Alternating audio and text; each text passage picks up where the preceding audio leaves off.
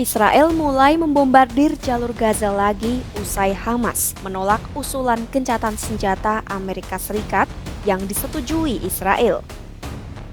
Serangan yang diluncurkan di seluruh Gaza itu diklaim menargetkan komandan Hamas dan pejabat politiknya.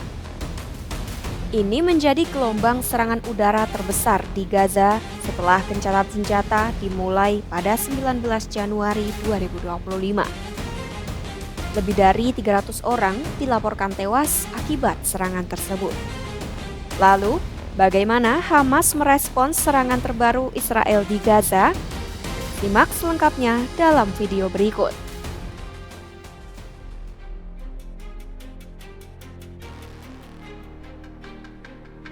Hamas jelas mengecam keputusan Israel untuk memulai kembali serangannya. Seorang pejabat senior Hamas menilai serangan tersebut membuktikan bahwa Israel secara sepihak mengakhiri kesepakatan gencatan senjata. Hamas mengecam serangan Israel karena menyebabkan lebih dari 100 korban jiwa warga Palestina. Untuk itu, Hamas menuntut Perdana Menteri Israel Benjamin Netanyahu untuk bertanggung jawab. Sebab, tindakan yang diambil Israel dianggap membatalkan perjanjian gencatan senjata yang akan membuat nasib para sandera kian tak menentu. Apa yang dilakukan Israel disebut Hamas sama saja dengan mengorbankan nyawa sandera yang tersisa di Gaza. Menurut anggota Biro Politik Hamas, Izzat al-Rishik, keputusan Netanyahu untuk kembali berperang juga sama saja dengan menjatuhkan hukuman mati kepada para sandera. Rishik menegaskan Israel tak akan mencapai tujuan yang gagal dicapai melalui negosiasi meski menggunakan perang dan penghancuran sebagai alat. Hamas juga mendesak agar mediator gencatan senjata meminta pertanggungjawaban Israel karena telah mengingkari perjanjian.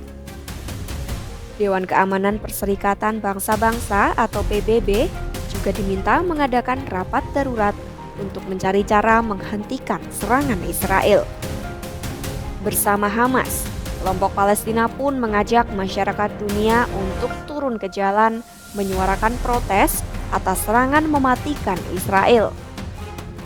Hamas menyerukan kepada seluruh masyarakat internasional agar menolak keras dimulainya pertempuran yang dapat memicu genosida warga Palestina.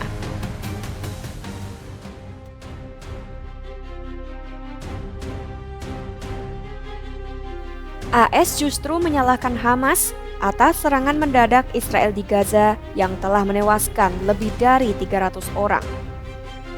Jubir Dewan Keamanan Nasional Gedung Putih, Brian Hodges, menyebut Hamas bisa saja membebaskan sandera untuk memperpanjang gencatan senjata. Sebaliknya, Hamas malah menolak dan dinilai lebih memilih berperang. Hamas sejatinya telah memenuhi semua persyaratan gencatan senjata tahap pertama yang ditandatangani pada 17 Januari 2025 dengan Mesir dan Qatar sebagai mediator serta AS sebagai penjamin. Kenyataannya, Israel lah yang menolak untuk melanjutkan kesepakatan gencatan senjata tahap kedua. Hamas juga setuju untuk membebaskan seorang sandera Israel Amerika dan jenazah 4 sandera dengan syarat tahap kedua harus dilaksanakan, namun lagi-lagi Israel menolak. AS berupaya mengusulkan skema baru, di mana Hamas akan membebaskan separuh sandera yang masih hidup dan jenazah sandera untuk mendapatkan perpanjangan gencatan senjata 50 hari. Namun, AS tidak memasukkan tahap kedua gencatan senjata dalam proposalnya.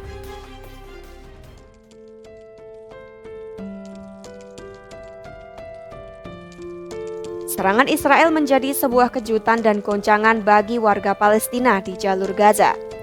Serangan tersebut membangunkan warga Palestina yang sedang tertidur karena suara ledakannya yang sangat keras. Melansir Al Jazeera, serangan Israel menyasar bangunan perumahan, sekolah, dan fasilitas umum yang berubah menjadi pusat evakuasi. Banyak warga Palestina masih tinggal di pusat-pusat evakuasi karena rumah mereka hancur atau berada di daerah pendudukan Israel. Intensitas pengeboman di Gaza bagian barat begitu dahsyat, sehingga banyak orang yang terlempar keluar dari tempat tinggal mereka saat terjadi ledakan.